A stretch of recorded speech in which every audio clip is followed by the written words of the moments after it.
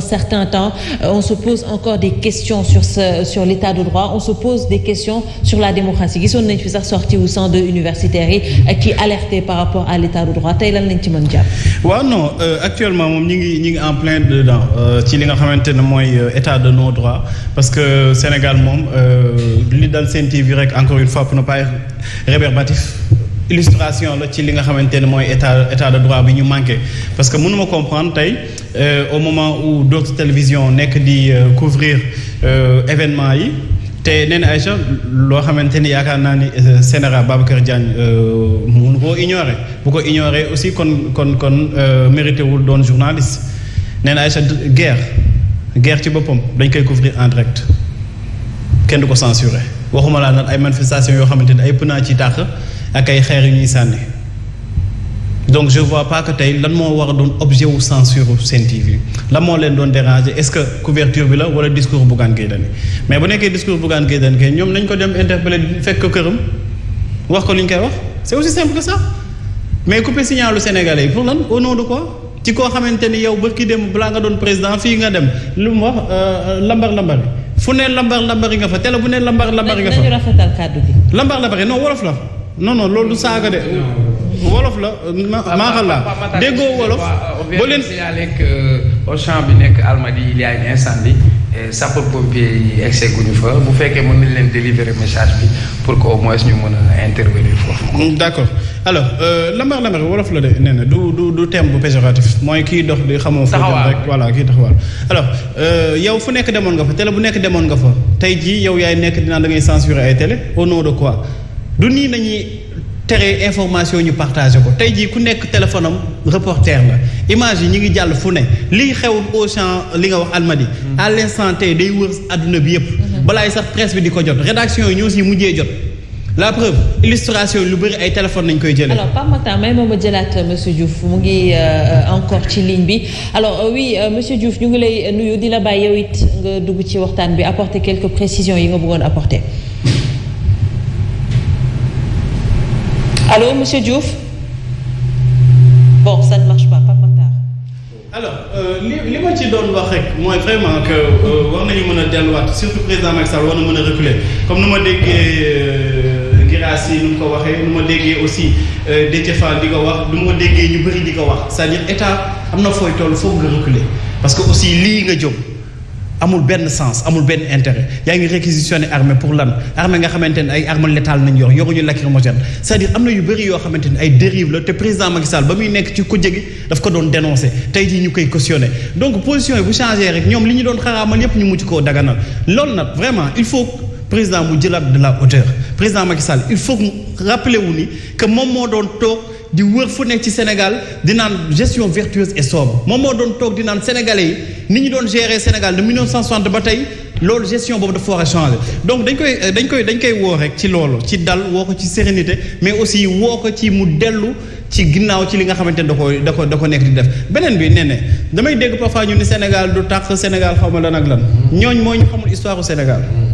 68 69 laaj ko Senghor 88 89 laaj ko Abdou Diouf gis nga période yu sombre la ci histoire du Sénégal période yu gën a sombre ci histoire du Sénégal 68 69 dañ doon wax ni sax président Léopold Sédar Senghor dañ ko dugal ci ambulance pour mu mën a xool état des lieux c'est nañuy njëkk a déclarer état d'urgence ak état de siège donc situation yooyu sénégalais yàgg nañ koo dund te sénégalais yooyu noonu ñoo jur xale yi wala ñooy sëtu xale yi ne ci mbedd mi am na loo xamante ni suñu culture la bokk bu ñuy gëmloo que ni ay Sénégal d'accord am nañu ay mag yu baax yu fi nekk mais terewul état bi bu deful li muy war a def injustice képp ku koy cautionné day xëy suba mu nekk benn trop plein te trop plein bu amee day débordé loolu kenn ñaanu ko yàlla donc président Macky Sall il est encore temps mën na reculer parce que bu demee ba ci plateau de télé amatul benn ministre amatul benn directeur amatul benn député bu sañ a ñëw ci plateau télé di naan da koy défendre nga xam ni loolu y a problème te bu moytuwul dina dégg comme nu magistrat boobu désisté ci dossier Karim lu mu tudd Ousmane Sonko bi di nga dégg aussi ay ministres yu taxaw ni dañuy démissionner parce que seen sécurité moo nekk en jeu te kenn ñaanu yàlla yegg foofu ñoom nag ñi ngi minimiser mbir mi maa ngi dégg bërki dem préfet toog di naan la situation est sous contrôle kii tamit génn na di layam-layam yi moom it naan ay dañuy vacciner yu kenn xamul donc je crois que ni ñoom ba tey mesurer guñu sax li nga xamante mooy ampleur dégâts yi te loolu nag président Macky Sall moom mi nga xamante ne mooy le seul et l'unique responsable tey jii lépp lu fi mënti am il sera tenu responsable ici au Sénégal tey ci àdduna bi ak ëllëg droit d'auteur layam moom ku ko fi wax da nga ma jox droit d'auteur waaw yow dinaa ñëw ci yow parce que aussi nee na Aïcha yow ngay enseignant pamata teg maa bañ a attaqué yow ngay enseignant yow nga war a dem jàngale ci say cours nga génn ci classe yi di wër ci plateau télévision yi donc may après da nga tontu ay question lu Sénégalais yi di posé nee nañu Dame Mbodj est-ce que am na temps pour jàngale ci classe yi moom Dame Mbodj day lambar yi plateau télé bu ne mu def fa naam daraame Dame Mbodj day dem ci plateau télé yi di wax ba fàtte ni sax moom enseignant dafa am ay élèves yu mu war a jàngal ci ay question nee nañu aussi enseignant ñëw seytaane ñu baal ma ci kàddu gi lan nañuy soutenir koo xamante ni bañ koy arrêté wuñu ko dans l'exercice de ses fonctions li mu doon dof bokkul ak li nga xamante ni moo tax ñu koy fay bu nekkoon tey jii si salle de classe bi nañ ko jàppe woon waroon nañ def solidarité de corps mais activité bu mu doon def bokkul ak activité bi nga xamante ne mooy activité professionnelle la moo tax solidarité de corps de profession alors que li mu doon def nekkoon ci en dehors de l'activité professionnelle yooyu yëpp ay Sénégalais dañ koy poser question xam naa ne dina ci layam léegi alors Dame maa ngi ñëw nga tontu xam naa ne bëgg nga ko tontu lool mais damay dellu man tontu ma de ay Sénégalais lay tontu waaye tontu damay dem juste ci Omar Faye oui Omar je suis content Pape Matar di interroger Dame ci côté boobu ça veut dire que Ndoumbelane mooy loolu instant bi ñëpp di wax par exemple Sonko lii man au moins j'ai donné un fin pour montrer que Ndoumbelane quand même nekk lu ñu fi ma Samba nekk lu ñu fi ma Demb bu ñu gisee dëgg rek dañ koy wax te loolu je pense mooy Ndoumbelane d'abord l'affaire de Sonko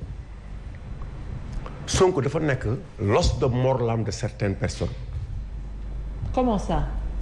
nu mu nekkee l'os de mort-l'âme de certaines personnes. nee na beaucoup de gens je vois beaucoup de gens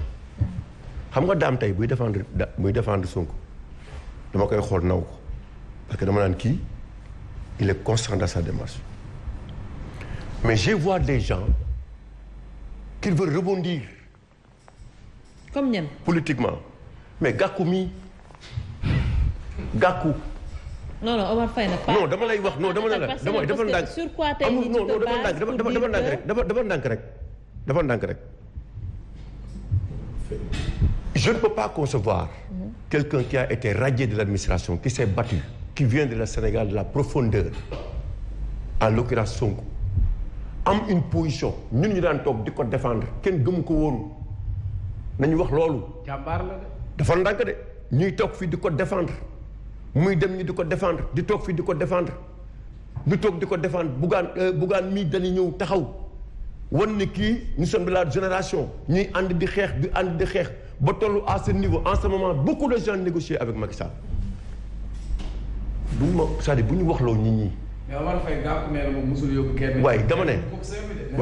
dañoo gis classe dañoo gis l'opposition. TF1 non mais Omar Faye. politique c'était un TF1 politique. Omar Faye xaaral dañoo gis opposition bi tey jii soo xoolee opposition ñoom ñëpp ñu ngi ci ginnaaw. je te dis dans l'opposition Ousmane Sonko soutenir ko donc tey jii Gakou su demee ni da koy soutenir. dama ne l'affaire de Sonko c'est un combat qu'il a mené plus certains des gens yoo xamante ni ils ont une certaine légitimité de par leur constance.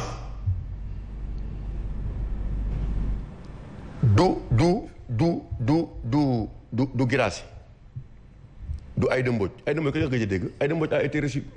entre les deux tours par le président de la République da nga koy déggati mu wax kañ la wax bi Sonko amee problème ñu war a mettre en place une commission pour la levée de l'immunité parlementaire. non dafa naa non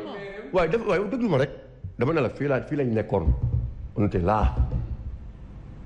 dama ne l'affaire de Sonko constitue l'os de mort-l'âme de certains gens pour rebondir politiquement et kooku moom dafa ñëw taxaw am benn position am benn démarche et cette démarche ñun ci loolu lañ nekk c'est-à-dire profité wu ñu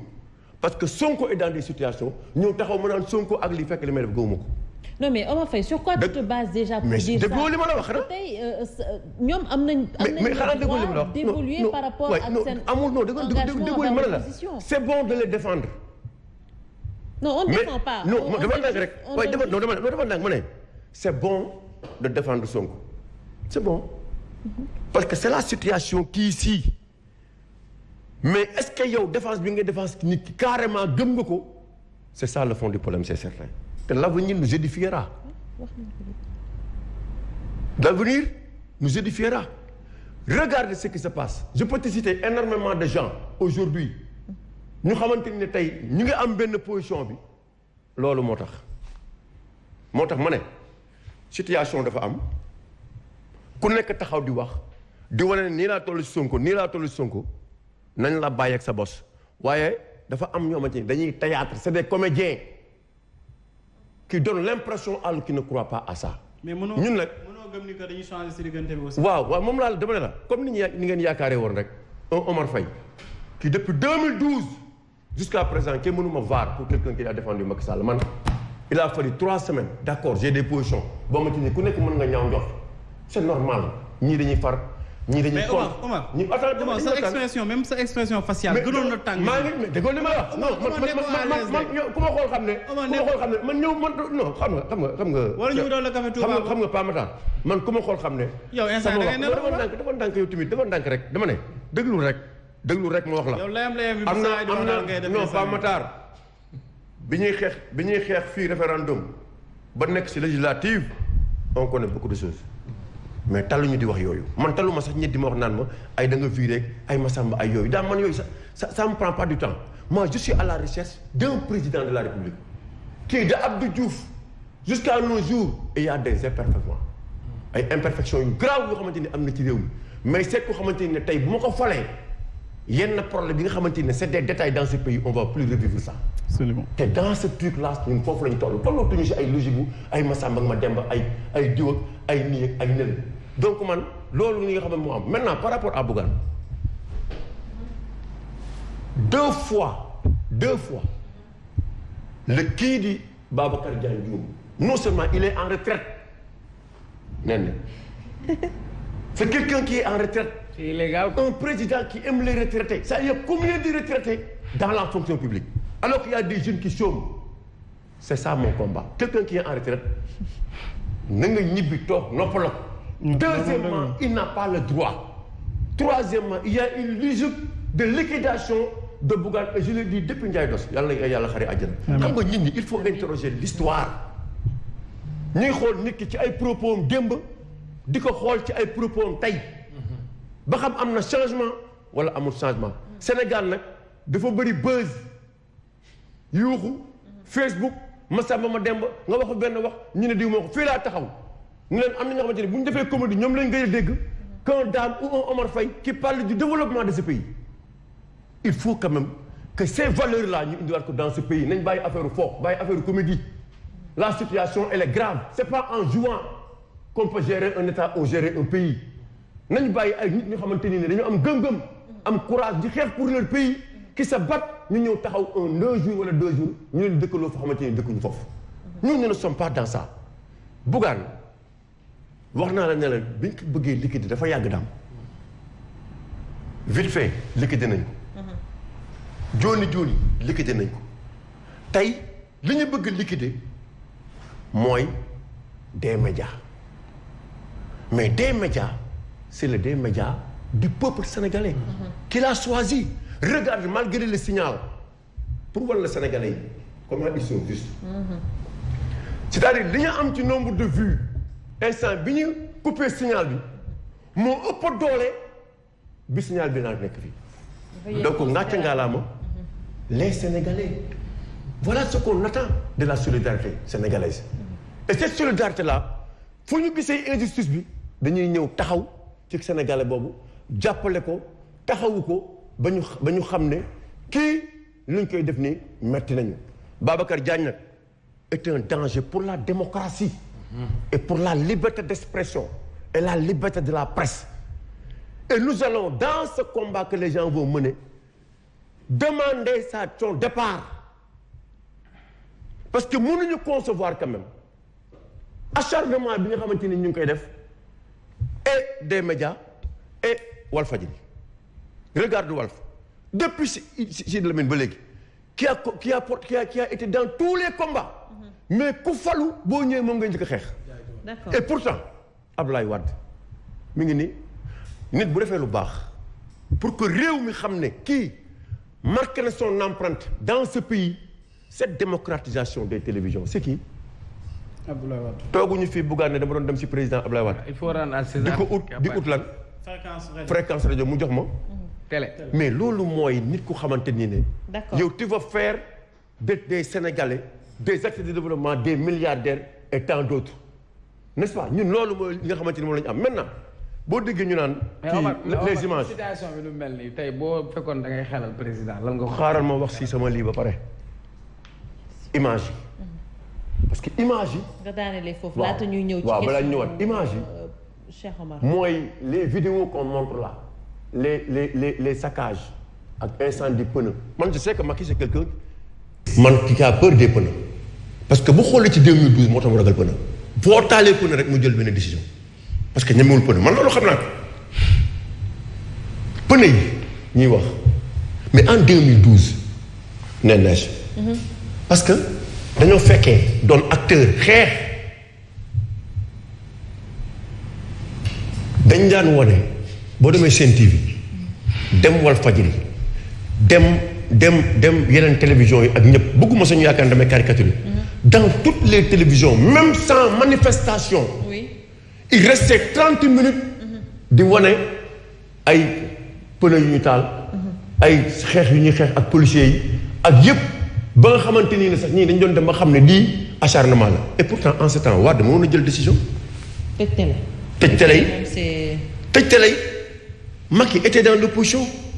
tous les autres étaient dans l'opposition il était dans tous les plateaux. orienté yi aussi. ah message orienté yi di orienté les populations ci kër ay ministres. mais di leen naan ñi ngi dem ci kër ministre alors non que kenn dem fa woon pour orienter sénégalais ñu dem foofu. li fi xewoon 2011 2012. waaw li fi xew waaw kay c'est-à-dire c'est vrai c'est-à-dire tey nit ñi mën nañ taxaw oui. di wax la situation décrier la situation D'accord. à part que lenn rek daan nañu xeex ba ku nekk ñibbi sa kër te duñu toj D'accord, très bien. duñu laal duñu dugg ci boutique duñu def leneen loolu rek mooy li nga xamante ni peut-être moom la sénégalais yi di dénoncer mais lépp lu fi amoon Oui. tey lépp lu fi am tey c'est-à-dire amoon na lu raw temps Abdoulaye Wade te Wade n'avait pas ce genre de comportement là. D'accord alors su ñu gisee sànq Pape Makhtar amaana mu ngi koy wax réaction yenn ñu nekk ci opposition bi ba gis ci kii di honorable député Moustapha Guirassy moom mu wax ne que président de la République amaana dafa war a jël parole pour apaiser la situation mais dafa interpeller aussi les guides religieux. oui.